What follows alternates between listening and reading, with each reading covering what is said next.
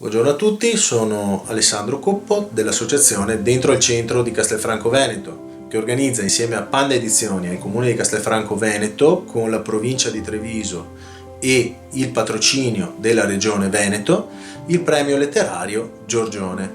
Oggi siamo alla scuola di danza Il Balletto di Susanna Plaino, che abbiamo avuto l'onore e il piacere di visitare. La scuola di danza Il Balletto sarà con noi sul palco del Teatro Accademico per la finale il 1° aprile 2023. Ecco con noi Susanna Plaino, la direttrice. Buongiorno Alessandro. Buongiorno Susanna, parlaci della tua scuola di danza. La scuola di danza Il Balletto è nata nel 1983 e quest'anno festeggia il suo 40° anno di attività.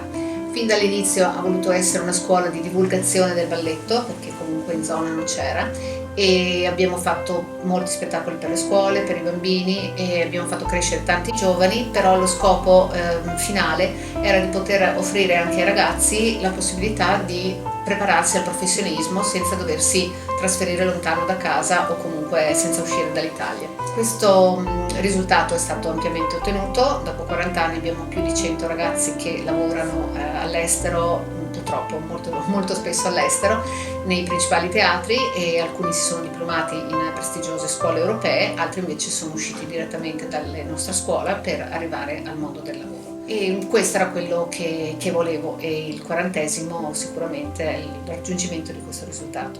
Abbiamo avuto tantissimi riconoscimenti, perché comunque la scuola si è fatta conoscere da subito per fare concorsi all'estero. Siamo andati a New York, a Praga, a Barcellona, in Inghilterra, abbiamo ballato a San Pietroburgo grazie a una collaborazione proprio con l'Istituto della Cultura Giovanile, e abbiamo fatto fare anche tante esperienze a questi ragazzi, quindi sicuramente proseguiremo così. Da diversi anni abbiamo allestito anche una foresteria, abbiamo ottimi contatti con le scuole pubbliche, medie e superiori di Castelfranco, e di conseguenza abbiamo potuto ospitare ragazzi da ogni parte d'Italia, provenienti dalla Sicilia, provenienti dai posti più remoti, oltre che dalla zona, e anche dall'estero, dalla Germania, dalla Svizzera. E quindi questo è anche una cosa abbastanza rara in Italia, perché è difficile allestire un programma del genere. L'offerta formativa è però talmente valida, sembra, che le persone ne sono attirate.